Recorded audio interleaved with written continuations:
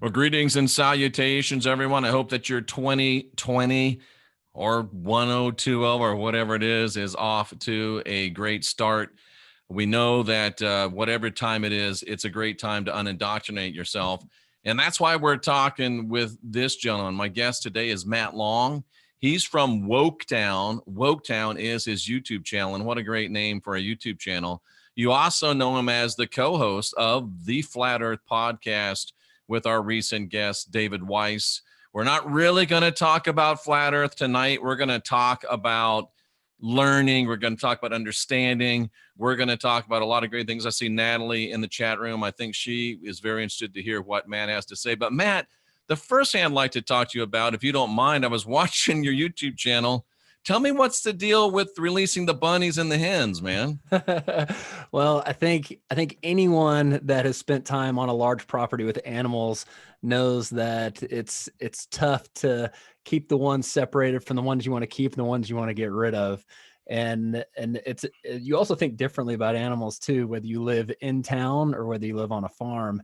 And we thought it'd be really awesome to get a couple bunnies, and they went hyper wild. And so I was trying to catch this bunny and just thought it'd be a hilarious video to do. So do you like raise bunnies? No, I think we had 3 bunnies. We're down to 1. I have a couple goats. I've got 13 chickens, couple roosters, and some ducks. So we had some pigs, but we're I saw the now. Pigs. Yeah, so we're enjoying the fruits of that labor right now and getting about a dozen eggs a day. So that's beautiful. Yeah. And just a shout out to Natalie Fronapple. She's at Wise Guys in Akron, Ohio, and we're going to do a live broadcast from there sooner or later. And shout out to all the great people in Akron, the people at Wise Guys. If you want the best food in Akron, then you want to go to Wise Guys. It's amazing. You got a great website, or a great YouTube channel. You talk about a lot of interesting stuff. And one of the things that I had not heard, and I do a lot of research, is some of the information that you had about the origins of NASA and how that relates to Antarctica and the treaties, and even to the nations that have space programs. Please fill us in on that. Sure. Well, Antarctica is a fascinating place. And have you been? Did you go to the edge? I have not been. I did do a couple spoof videos titled "To the Edge," and in those videos, there were 3 groups of people. There were the people that knew I didn't go to the Antarctica. There were the people that thought I might have, and then there were the people that thought it was their job to make sure the people that thought I went there knew I didn't actually go there. Gotcha, exactly. But it was a lot. I've been on 5 continents, and I've flown over Antarctica. I was a C-130 crew chief in the Air Force, but we never sat down there. Yeah, so I've got some buddies that have been there. Interesting fact, on the day, I'm in northern Canada right now. And, how are you? Yeah, and I split time between Texas and here. And on the day we filmed that, it was actually colder here than it was in Antarctica. It was the coldest place on the planet or plane, whatever you want to call it, right? But yeah, some really interesting stuff about kind of the origins of NASA and Antarctica. So prior to NASA being formed, there were a couple of expeditions to Antarctica by a guy named Admiral Richard Byrd, who was known for doing some of the adventures towards the north, right? And not to cut you off, but from It's a Small World department, my partner Cynthia, her stepdad was a Navy, the highest enlisted guy in the Navy. I forget what he's called, a chief, some sort of a chief. And he was Admiral Byrd's yeoman. Wow. Yeah.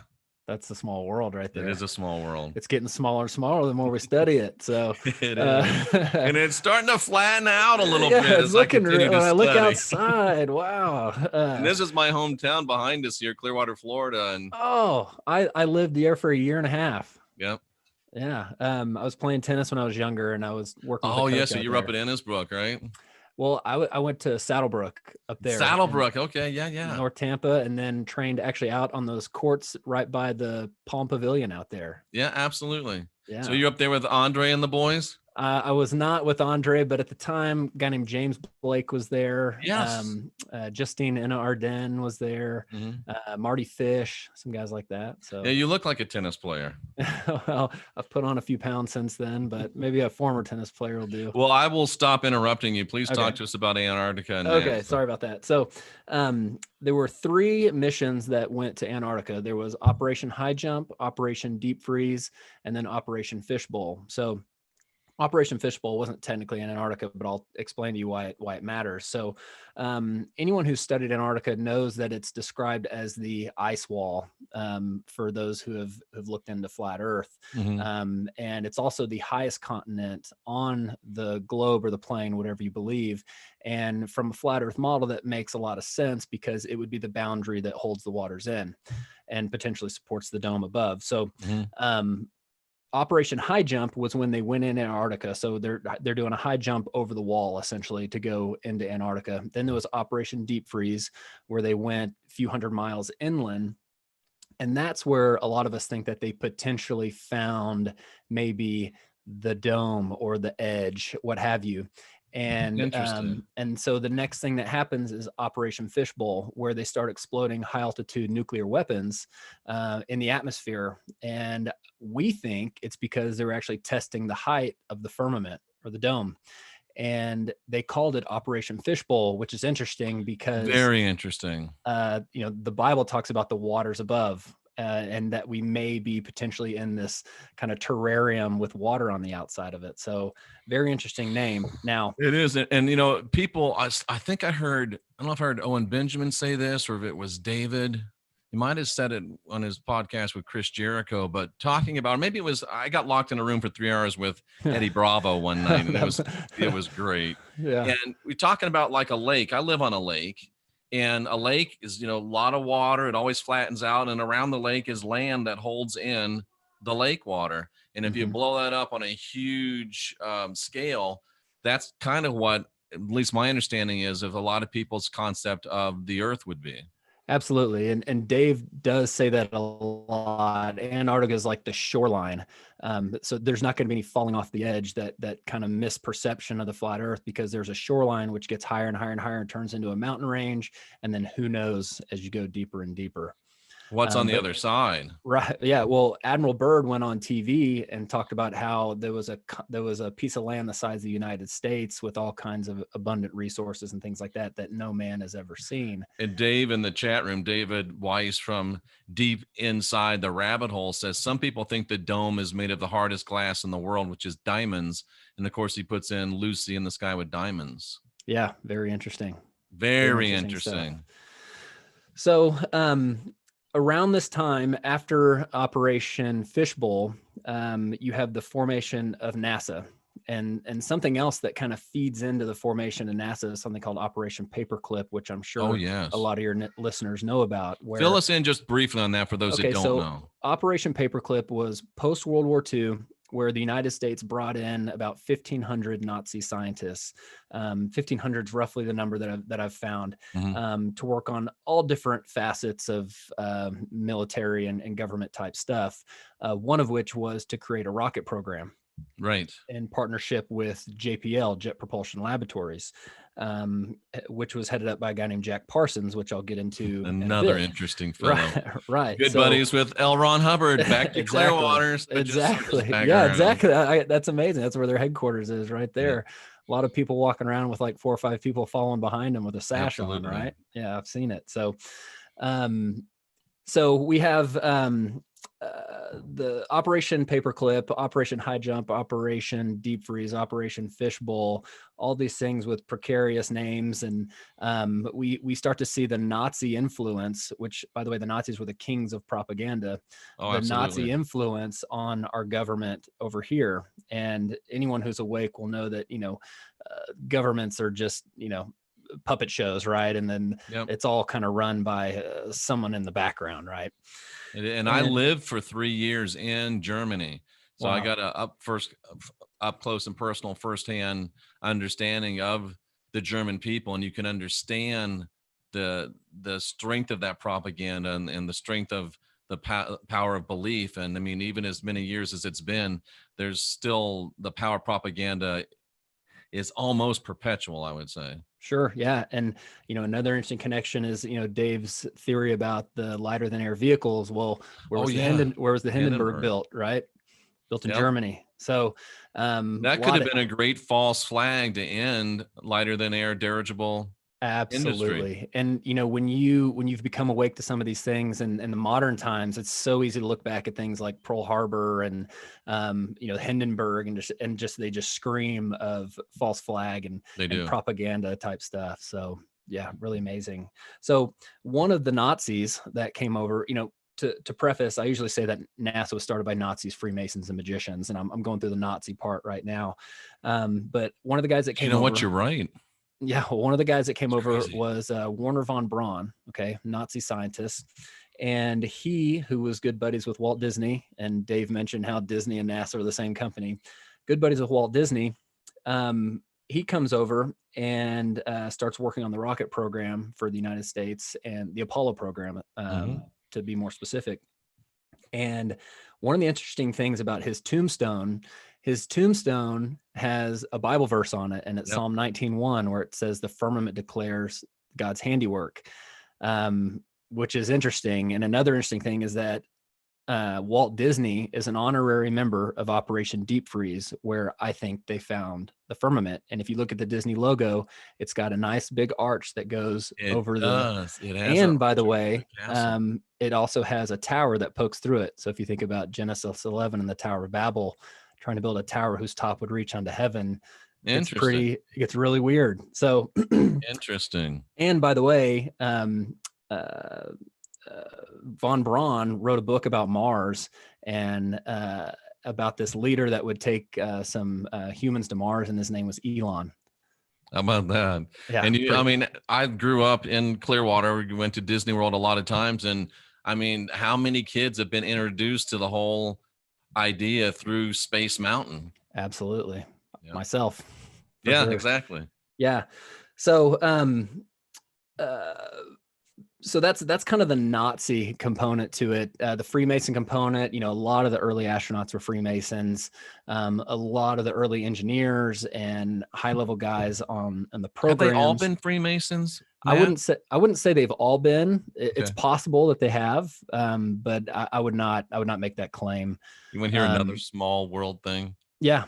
My partner Cynthia had dinner with John Glenn.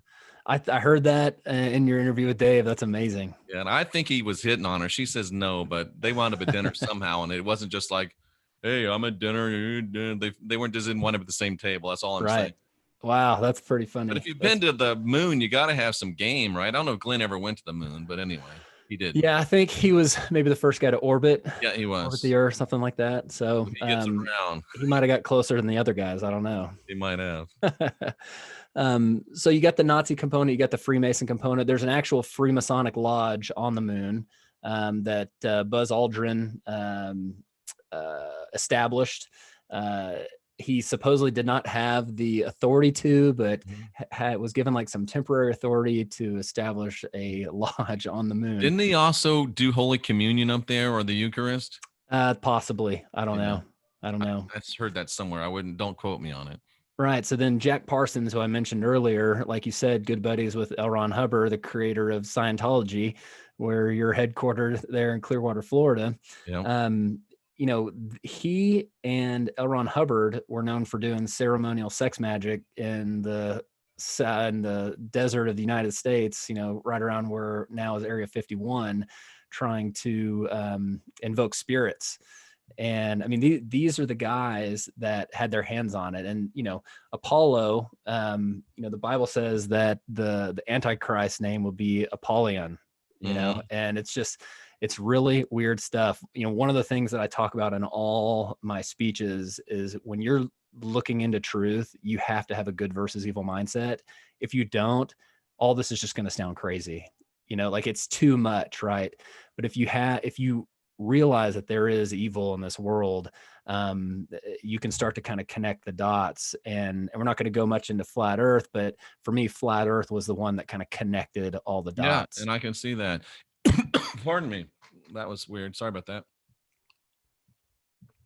Continue on, please. This is great. Yeah. So, one of the things, I'll talk to, I've got a couple buddies that have been to Antarctica. One went recently, just on a cruise, and, just the standard tourist stop to Antarctica, and a new rule that I'd never heard of, but he said only 10% of the people were allowed to leave the ship at any one time, which is very interesting. I have another buddy who worked down there, and he just describes how controlled an environment it is, and how you would walk from one building to the next and maybe an inflatable tunnel. You just weren't allowed to go off the path. And probably the best video I've seen as far as the whole Antarctica story is a video by Taboo Conspiracy called "Antarctica, Sorry, We're Closed." And in that video, he goes into how basically all the necessary things that would have to happen in order for you to do a private exploration of Antarctica, because prior to the establishment of NASA, there was the Treaty of Antarctica, which was signed by 12 nations, which made Antarctica off limits to all private exploration and only allowable for government sanctioned exploration and experiments. Is that even legal by international law? I don't know. All I know is it's the longest standing treaty in the history of the world. And now there's somewhat like 53 countries, including North Korea, that are all signed on this deal.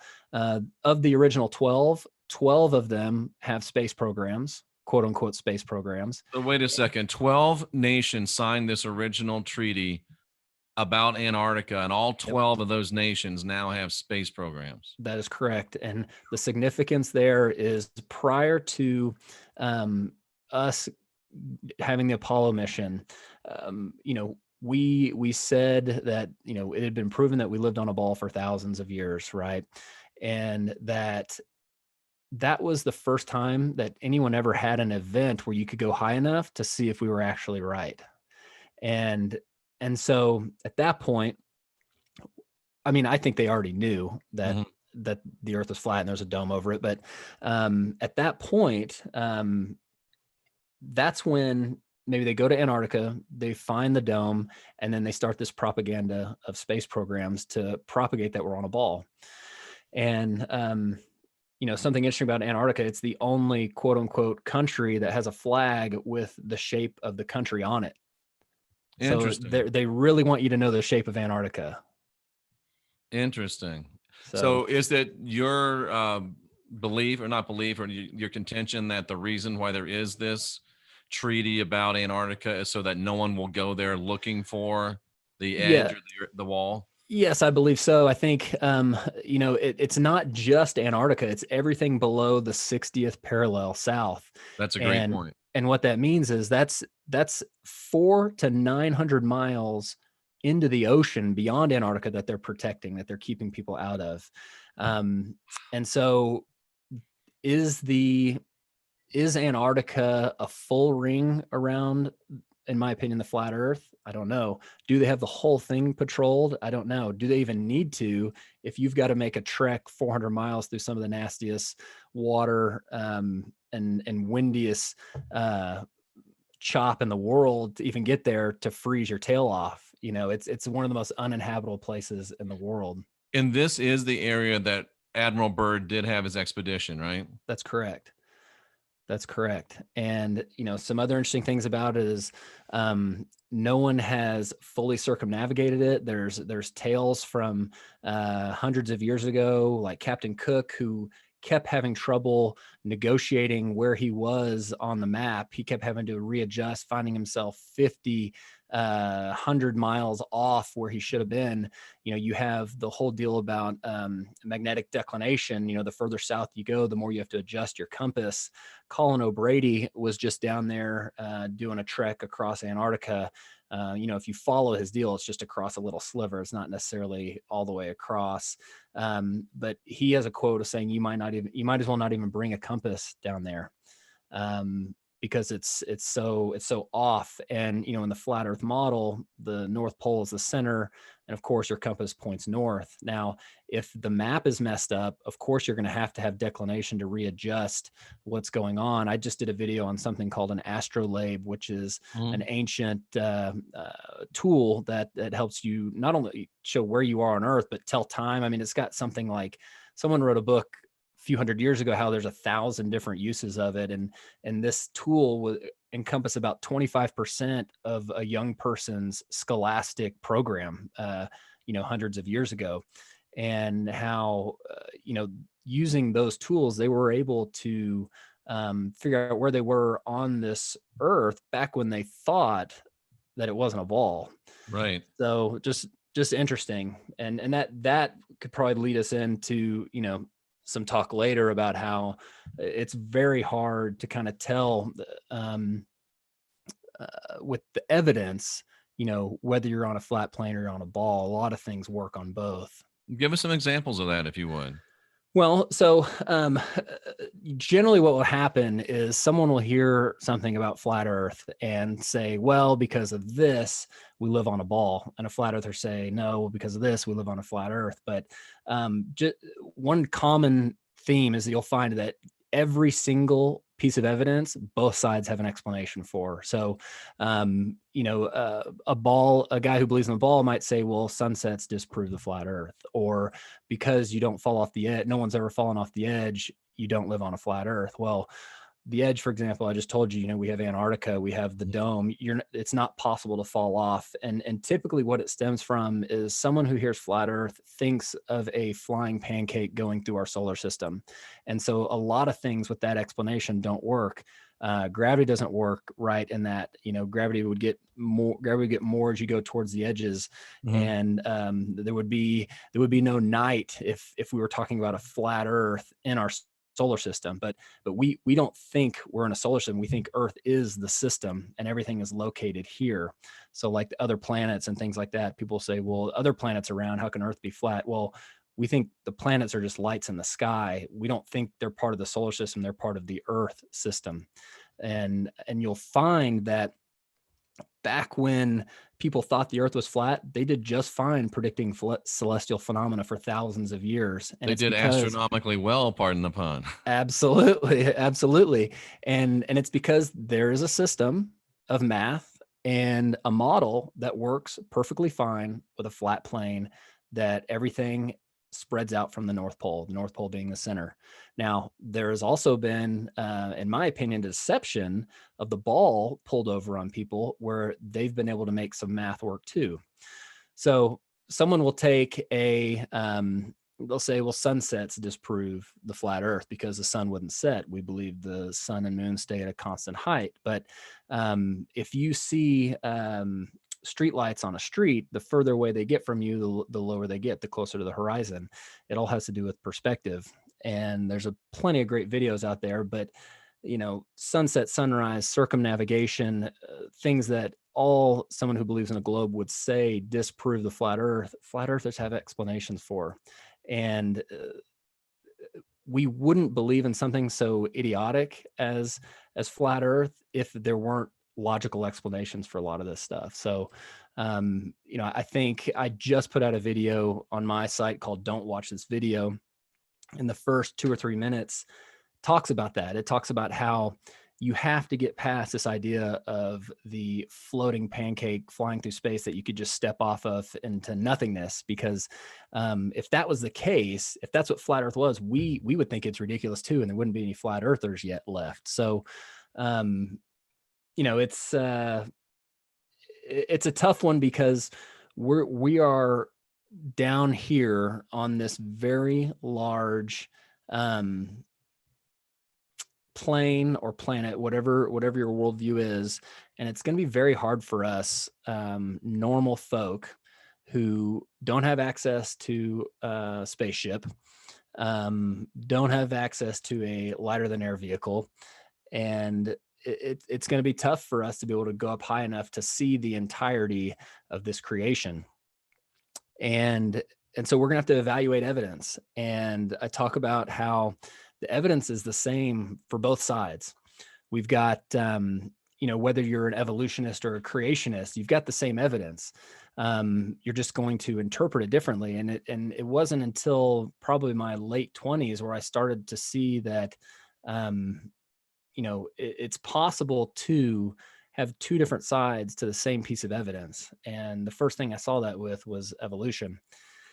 And, it was quite awakening when I could see that, there's actually two sides of this. And just because a textbook tells you that they've got this whole thing figured out and are selling you theories as if they're laws, doesn't mean they're right. And that the experts aren't any closer to the stars than I am. And even though I don't wear a white lab coat around, I can still evaluate information and evaluate the source that the information comes from, and know that there's an agenda behind all information out there, all video, all photo, all publications have an agenda, including my YouTube channel. It has my agenda behind it. So, a lot of us say, don't believe us, go out and do your own research. And that's how a lot of us came to be flat earthers. We didn't become flat earthers because we saw a meme of the floating pancake in the solar system. We became flat earthers because we started evaluating the heliocentric model. And when we started evaluating that, and that's when things started to turn for us. I would venture to say that most flat earthers know more about what globe believers believe than they do. And so I don't know if I lost you there. I don't know if you popped off, you froze.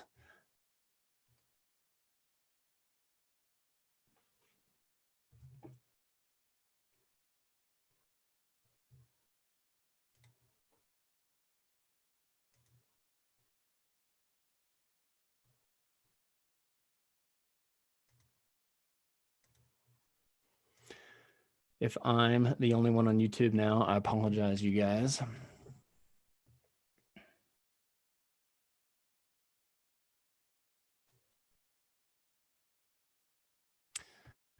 Jeffrey, if you can hear me, I cannot hear you.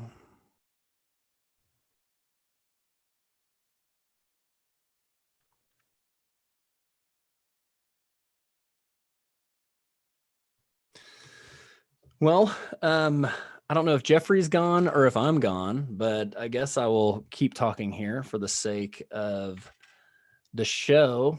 Jeffrey wanted to talk about some of the things that are kind of the easily arguable on both sides. And, the biggest examples, like I said, sunset, sunrise, circumnavigation, not falling off the edge. People have a problem with southern pole stars. They say that because it appears that there's a southern pole star, there cannot be a flat earth because we think everything circles around the North Pole. But something really interesting with not just perspective, but also atmospheric refraction and atmospheric lensing. There's a video on my channel called, it's like a minute long, talks about southern stars. But when you look through a lens at circles in the sky, it produces an effect that looks like there are two poles when there in fact is just one. So that's another deal. I'm gonna see if I can get a hold of Jeffrey. I apologize if it's just me on here, guys.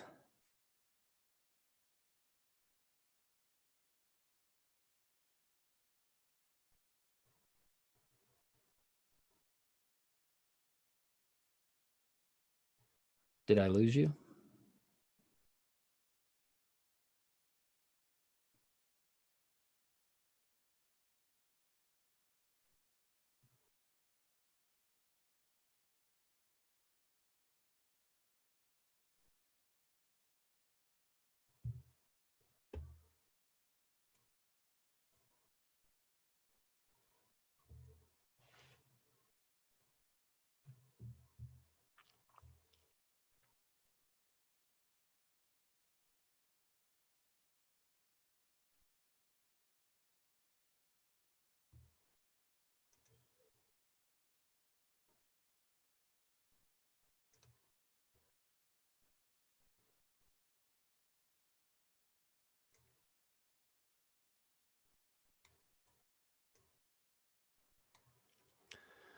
I think the Scientologists got to Jeffrey.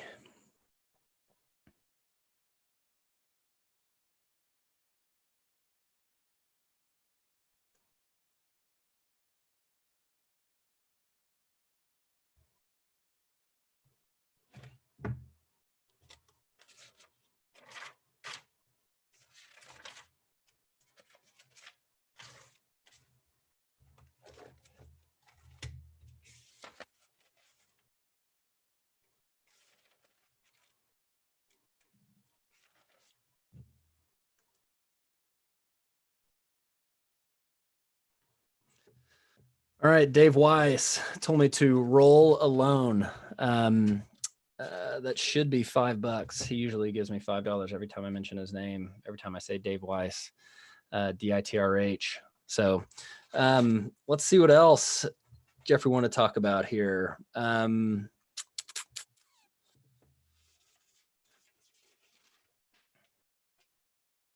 some of my stand-up jokes. That was a joke. All right, so I'll talk a little bit about how I came into just this notion of questioning things. So, like I said, the first thing was with evolution and how I didn't realize that some of these things that the textbooks were talking about were in fact theories when they sell them as truth. And it seems that the agenda behind all of these lies is, for the most part, to make people think that they're insignificant and part of basically just an accident. And the common theme that I find with all these conspiracy theories or hidden truths is that we are actually very important. We've been created. This place has been created. There's a creator. And like I said, first thing was evolution. I found that that there were better explanations than the fact that the layers in the fossil record had been laid down for millions of years of non-catastrophic processes, when it's quite obvious that there have been catastrophes in ancient and historical times. And that led me, one, to research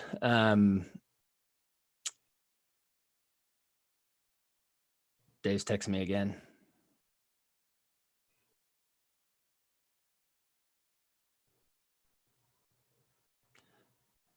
Dave, are you giving me ideas here?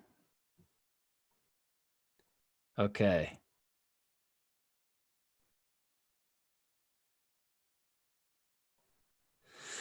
Okay, so one of the thoughts in the chat is that shape of the earth doesn't affect our daily life. And I would venture to say that maybe technically that might be true, except that my life has never been the same since I switched over. And the reason is because the first thing anyone would do is if they woke up somewhere and didn't know where they were, they would question, where am I? And I think it's natural for humans to want to know what it is and where it is that they're living. And I can remember when I first looked into the flat Earth, it was 2014, and at the time I was trying to make it as a professional football player, and because I played football in high school, then I played tennis in college, and when I got out, I realized I didn't really give football a full shot, and all I'd really cared about my entire life was being a professional athlete.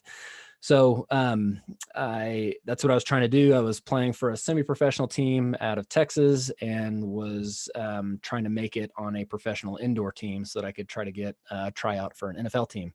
And I remember finding out about flat Earth, and it wrecked my world. Like, I knew personally, in my heart, that it was truth, that I was hearing truth. And due to a couple proofs that I was told, I could now reconcile my senses with a model that made sense. And because the heliocentric model never really made sense to me. I went to college. I took college engineering, physics, astronomy, calculus. It wasn't like I was a simpleton, and I found something I could finally grasp. My head around.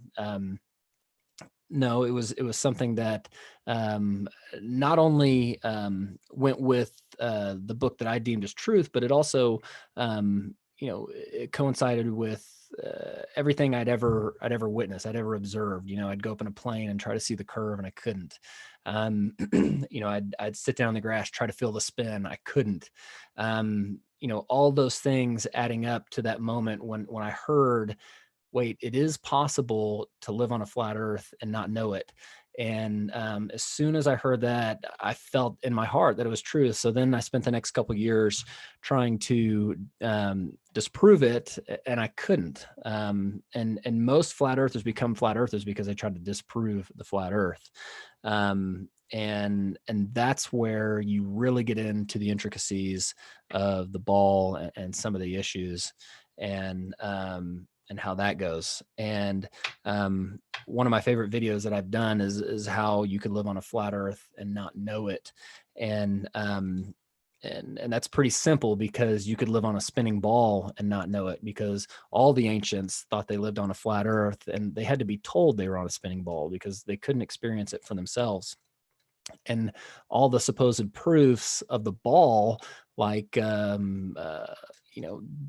shadows and wells and things like that, they all work the same on an earth that has a sun 93 million miles away, or a flat earth that has a smaller local sun. It all works.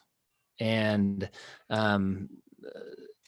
things like the Foucault pendulum that they say proves the spinning of the ball. Well, I've installed a couple of those things. They have motors and magnets on them, and I've done a video on that. And so I think with all those things, there's issues. And like I told Jeffrey, every single proof of the flat earth, a baller is going to have a counter argument against it. And every single proof of the flat earth, a baller is going to have a counter argument. And every supposed proof of the ball, flat earth, is going to have a counter argument. The thing is, it's all the same evidence. You're going to interpret that evidence through your worldview, and we all have different worldviews. Mine happens to be a biblical worldview.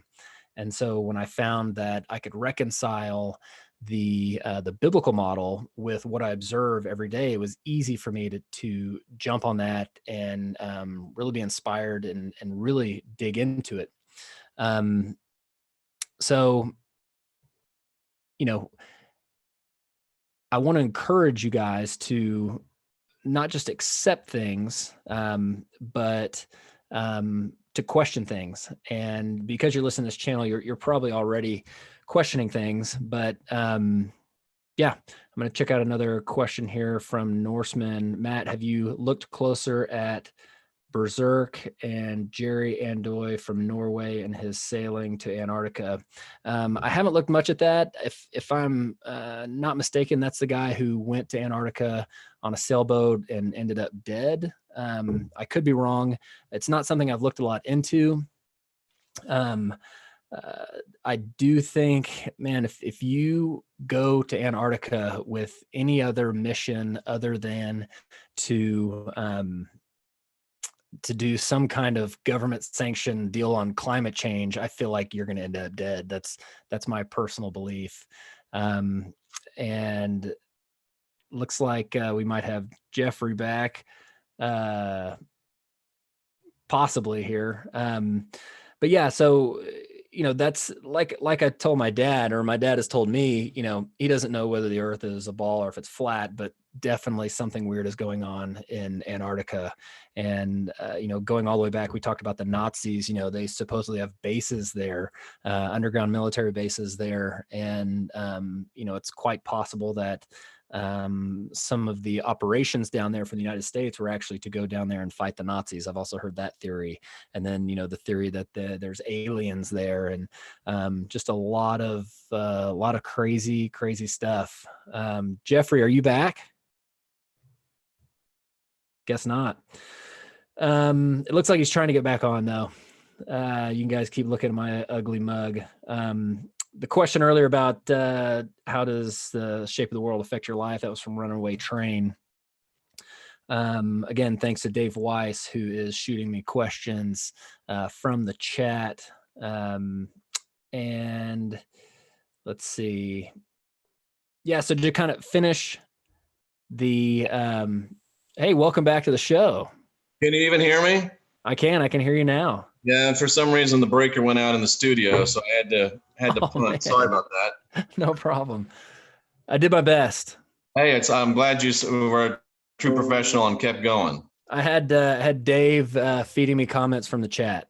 Oh, excellent. My goal was to not be Garth from Wayne's World.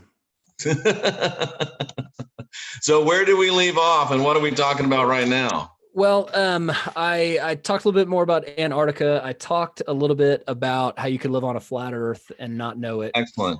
And really touched on some points about how we all have the same evidence, and how you're going to interpret evidence through your worldview, and everybody has a different worldview.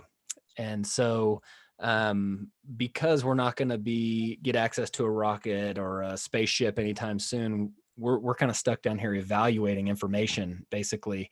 And we all filter that, based on our worldview, and then based on the source, and all sources have an agenda, just like my YouTube channel has an agenda, and, but it's my agenda. And, we're kind of in a tough little predicament here where, every side's got an explanation for every point. And, I'm sticking with a model that I believe goes with my senses, and then also, where I think my truth comes from. And, and I think that's the best anybody can do. Well, what I really like is the fact that we can move beyond the flat tard and the globe head insult fest, and actually begin to talk about something in a rational and objective and a respectful manner. Because it doesn't matter whether you think that the flat earth is the stupidest thing you've ever heard about. You've still got to account for why does every time you look at water, it's always flat. How can a planet that is 70% covered with water that always looks flat be round? I mean, they say that most of the planet, if you read about it, I've been reading and studying a lot, most of the planet is flat, but yet they're telling us it's round. Now, you said something about Kansas. I live in the state of Kansas. What was your point about Kansas? Yeah, right. So, they say Kansas is flatter than a pancake. It's one of the things that if you're American, I can attest to that. Yeah, it's if you're an American, you've heard that. Across it. But here's something interesting. Florida is actually flatter than Kansas, and there's actually 9 states flatter than Kansas, and Kansas is 413 miles wide. And if you're to do the math on that, the math for a ball with a circumference of 24,900 miles is 8 inches per mile squared. Okay. And if you do that math, it comes out to a 21-mile bulge that should be in Kansas. Now, supposedly the earth is so big, we don't experience it when we drive over it. But if you were to stand on one side of Kansas and try to see the other side, you wouldn't be able to see it because of a 21-mile bulge. And I did a video that shows what 20 miles up looks like. It's over 100,000 feet in the air. And I used a weather balloon that's showing, the flat surface of the earth at 100,000 feet. And, how many pieces of flat land do you have to put together to make a ball? Yeah, that's what David was just saying. Right. So you've got those 9 states that are technically flatter than a pancake. And you've got all the tests over flat water, like you mentioned. And yeah, it's getting really hard to understand where the curvature comes from, because based on the math, I do believe we should be able to see the curvature. Now, different weather conditions will create different things on the horizon. We were doing them over water. Water's tough because there's a lot of humidity. Yep. And land as well. The ideal conditions for doing a water test are when the water is cooler than the atmosphere. So as you're coming out of winter and the water's still cold, it's going to keep the air crystal clear above it. So that's the best time of year to do that. And I live on a big lake up here in Canada, and it's frozen right now. And I'm kind of interested to see what could happen over a frozen lake. So I might try to do something. That'd be interesting too. Over that, yeah. But everything should have curvature to it, and the fact that we can't measure any down here is the number one reason why 90% of flat earthers started looking into flat earth. It wasn't because they were social outcasts. It wasn't because they wanted to be cool in a certain chat room. It was because there are issues with the ball model. And they're also logical thinking humans. To lump flat earthers into this group of, people that can't think, people that didn't take science class, people that, aren't, engineer minded or in an architecture minded and things like that. It's false. There are pilots that believe the earth is flat. I heard something about a Polish astronaut. That may have been Dave talking on your show, but yeah, he did say that. And I did go and look at it. He said it's flat. There's some questions about the translation, or if he's joking, but it looked to me like he was straight faced saying it was flat. And I spent 7 years as a C-130 crew chief flying a lot of hours. I wish I had the mind to be thinking about it then. But I know that we always had the artificial horizon, and I got to fly every now and then. And he's like, I'm going to the bathroom, just make sure this stays level. Right. And you're flying with an artificial horizon, and you don't have to, you do not, I know I've been there 10 minutes in the seat by myself, and you do not have to adjust an airplane to keep it flying level. I mean, you just don't. But the things I'm not a flat earth, I will not say I'm a flat earth believer. But what I am having trouble with is understanding how I can be on a ball or I can be on something that's spinning 1,000 miles an hour, and then it's rocketing through space at like 66,000 miles an hour and corkscrewing around, and it's speeding up and it's slowing down. Yet I can't walk across my living room with a cup of coffee and speed up and slow down without spilling it everywhere. Right. It just doesn't make sense to me. And just because you begin to question the heliocentric model doesn't make you a flat earther. It makes you say, where I'm at right now, I don't believe what we've been told. I'm sure that what we've been told isn't true. Beyond that, I'm not sure. And like our friend Eddie Bravo says, you don't even start talking about flat earth until you talk about, do you think we went to the moon? Because if you still think we went to the moon, there's no way to even talk about space and heliocentric and any of this stuff. So it's a fascinating discovery. But the reason I really reached out to people like David and yourself is not so much because I want to be a flat earther. I mean, I'll go where the truth takes me. But what I see is people that are willing to study, they're willing to lay down a precious and treasured paradigm, and they're really willing to look at information and to make changes in what they believe if the evidence warrants it. And those are my kind of people, because I'm a change what you believe kind of guy. And there's got to be some meeting point where people of different views and different beliefs can get together. And sometimes you think you know something, I think I know something, but then I hear something that that gives me more information. Now all of a sudden what I know is a outdated paradigm because I've received more information. But if we're yelling at each other and calling each other flat tards and globe heads and you're stupid and you're stupid, there's no exchange of information, and it keeps us from growing as individuals. Yeah, that's more of a counseling session than it is a meeting of the minds. Right. But yeah, you mentioned all the spinning, and people talk about the Foucault pendulum, which I brought up while you were off. Well, we're spinning 1,000 miles an hour. We're going around the sun at 66,000 miles an hour. Sun is moving at over 500,000 miles an hour, and the universe is expanding at over 1 million miles an hour. Well, the slowest speed of all that is the Earth spinning 1,000 miles an hour. So why is the Foucault pendulum supposedly moving compared to that? Why isn't it moving compared to the 1,000,000 miles an hour? And they I think that say has been debunked too, that whole pendulum thing. Sure. And I did a video where I talked to a guy. I'm in commercial construction, and one of the jobs we actually installed one, and they have a magnet on it. They've got a motor on it so that it keeps going. And it's one of those things. You just got to look a little bit deeper into it. And I appreciation to guys like you for your work. Appreciation to guys like Dave at, you both get the Flat Earth podcast and on Deep Inside the Rabbit Hole, because it does get people outside of their paradigms. And my job really, I think, is to make people uncomfortable enough to question their paradigms and actually start to think. If someone actually thinks about something for 5 minutes with independent thought, not what I've been told, not what I've been sold, but really thinks about it, I think my work is done. Sure, absolutely. And you and guys like you and guys like my buddy Eddie Bravo, though we may not be in total agreement, we are in total agreement that we've been told some lies, and it's time to really start reconsidering what we've been told. And, it's one of those things where you start pulling at the string on a sweater and all of a sudden the whole thing starts unraveling. Right. And you realize that you can pull on the sweater. A lot of people think they don't have the power to tug on it, Absolutely. And it makes you more powerful. It puts you in control of your own life.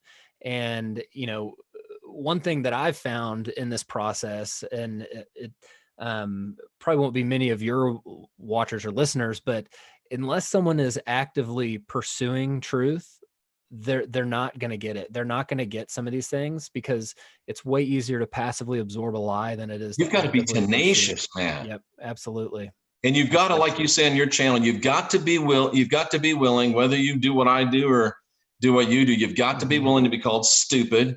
Yep. You've got to be, for me, I got to be willing to be called the devil, the Antichrist and stuff like that. But why do people go through, I'm asking you as a person that is pretty convinced that the earth is flat, why do people that are flat earthers subject themselves to that ridicule? Why are they willing to do that?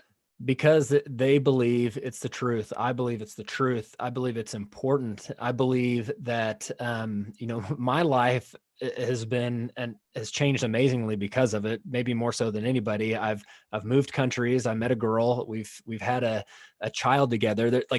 We met at a Flat Earth conference. There is a new child in this world because of Flat Earth. And for whatever reason, when I started looking into some of these conspiracies, one of them for me was evolution. I don't believe in evolution. I don't either. Okay. So, you and I are on the same page there. It's a lie, in my opinion, to propagate the insignificantness of man, just like I believe the ball is the same lie. And, I felt like I was being called to put that truth out there. I didn't do it. And I kind of held it in, and I was a little bit nervous. I was a little bit conservative, and I felt bad for not putting that out there. Well, when Flat Earth came along, I knew this was my chance to really get some information out there, because one, I was passionate about it. And two, is there anything bigger than the earth being a different shape than what they tell us? If there's anything worth, looking stupid for, I'd say it's that. And, someone's not going to put up with that amount of name calling if they aren't fully convinced that they have truth. Right. Yeah. I mean, I would have let go long ago and grown a YouTube channel on something else like cat videos and probably be, have millions of followers. But instead, I'm fighting against the algorithm that I'm sure you're aware of, with trying to get this out there. Mm-hmm. And the thing that's interesting to me is that people that are in the conspiracy realm, the conspiracy genre, we want to question the government, we want to question the Fed, we want to question the ATF, we want to question, everything, but we don't all of a sudden want to question science. There's two things, we won't talk about the other one right now, but when it comes to science, all of a sudden, breaks on, we don't want to talk about that. Mm-hmm. Why don't we apply the same investigative effort to what we're told about the shape of this earth and the solar system that we're in, that we apply to all the other things and see where it leads us. To me, it's the white lab coat. You know, you assume because someone's got the white lab coat on, they know more than you. And in the case of the flat earth, you assume that they're closer to the stars than you are. They're not. They're down here too.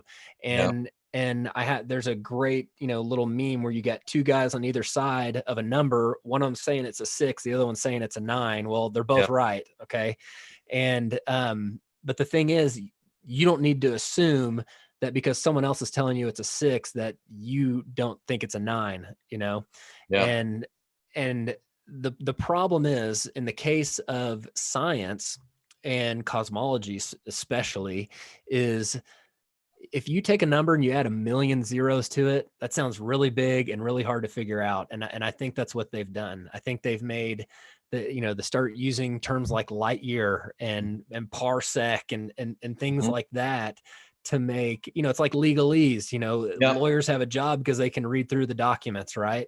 I think there's definitely an agenda to make it so overwhelming that most of us won't even consider it for whatever purpose that is there. I think that's definitely there. And, in my observation, and maybe one day we can talk about this, if you got on a white lab coat, you don't question them. Or if you're wearing some type of a priestly garment or a preacher suit, you don't question them. There you go. I would agree with that. Absolutely.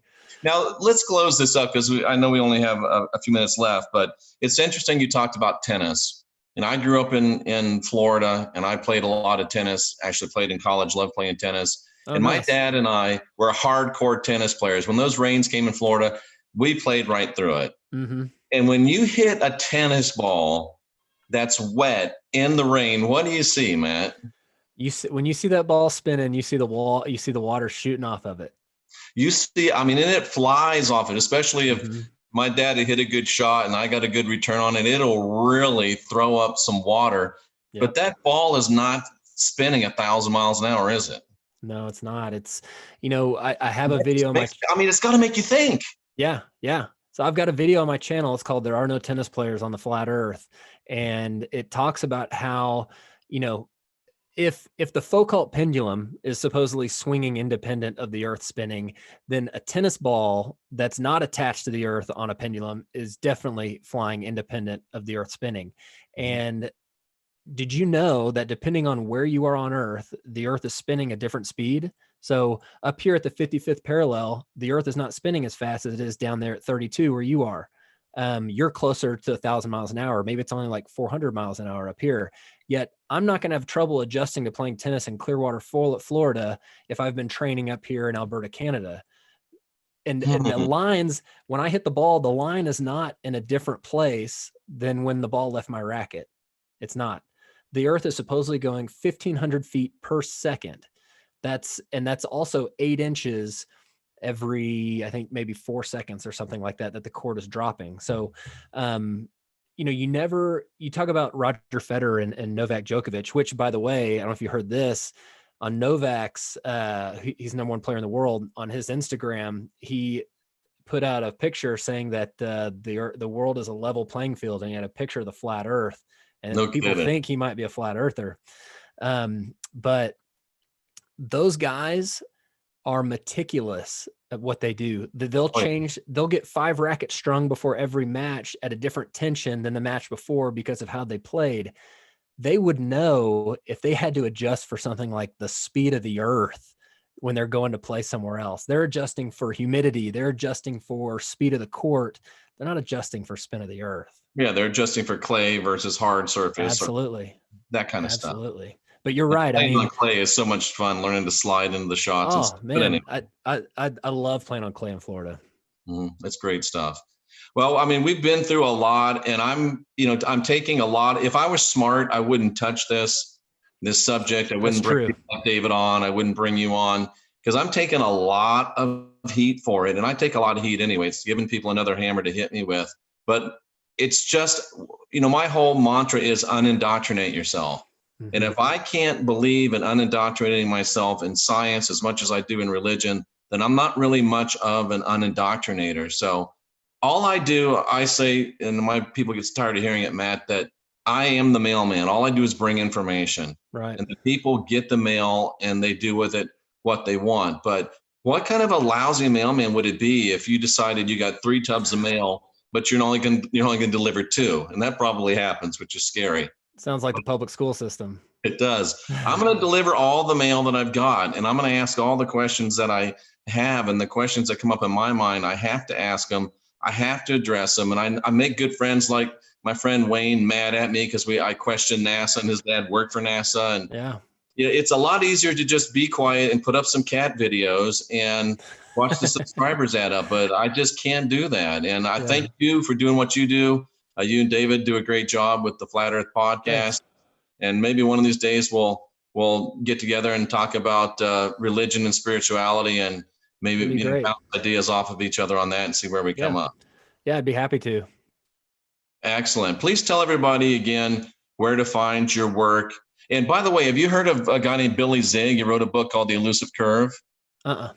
He just sent it to me, and I read it, and it's a really good book. And obviously he's on your side of the fence. I'm probably going to bring him on the channel, just trying to work out the times. But it's a really good book, and it's really well thought out, and it comes from the classic guy trying to disprove it and winds up at a different place than he thought he did. Yeah, very cool. Well, you can find me at WOKETOWN on Facebook, Instagram, and YouTube. We also have a few podcasts out there on all major podcast platforms. And then you can find Dave and I at the Flat Earth Podcast on all podcast platforms. And then also make sure you check out the Flat Earth Sun, Moon, and Zodiac Clock app that Dave has produced. It's the best tool out there for showing what the flat Earth is. Also has a Flat Earth video of the day that stays out of the YouTube algorithm of promoting what they call authoritative content and demoting unauthoritative content. So interesting stuff. Well, I appreciate you being here, Matt. Sorry for the technical difficulties. That breaker has never blown out before, but it chose today to blow out. And then I couldn't find my headset, which is always in my way, but things go sometimes. But it's been an honor and a privilege to speak with you. Yeah, I appreciate you having me on. I'll come on anytime you want, and feel free if you want to edit out my hosting. No, we'll leave it there. I'm so glad you were professional enough to just keep going. That's somebody that knows what they're doing and is committed to doing it. And you've got my email. If there's other Flat Earth conventions coming up, shoot me an email, because I wish I had driven down to the one that you and David were at. I came this close, but I just didn't go. It would have been fun just to see and partake and hear what your type of people have to say. Sure. Yeah, it would have been great. I think the next one is going to be in Vegas this year. And I'm not sure of any others until then. And I'm actually not even sure of the date yet. It's kind of up in the air because the previous organizer, Robbie Davidson, has decided he's not going to do the Flat Earth International Conference anymore. So it was pretty well attended, right? 800, 900 people. Yeah. That's exactly right. That's excellent. Well, all the best to you and your family, Matt, and I hope the bunnies and the hens work out well, and everything gets. Yeah, they're all hibernating with the snow right now, but I appreciate it. Enjoy Clearwater. Say hi to my people out there. Absolutely, will do. Ladies and gentlemen, thanks to you for being here. I salute you for being here, seeking after truth. Again, we apologize for the technical difficulties, but for Matt Long of WOKETOWN, I'm Jeffrey Daugherty, the Christian Whistleblower, and you're the most important part of all of this. And we just continue to remind you, especially with the new year, there's never been a better time to unindoctrinate yourself. Matt, thanks for being here. Everybody else, thanks for being here. We'll see you all again real soon. And tonight at 9, I've got an amazing podcast coming up about, is there 1,000 years added to history? Why did the calendar get changed? And you won't believe the connections to what Matt and I have been talking about here today. So tune in tonight at 9 Central Time. And I know I've been promising that podcast. We're ready to bring it at you. And bring some paper, bring some pens. And I would suggest that you put down any sharp implements and not be operating any power tools. It's probably going to upset you. Matt, my pleasure. Thanks for being here. Thanks, man. Take care.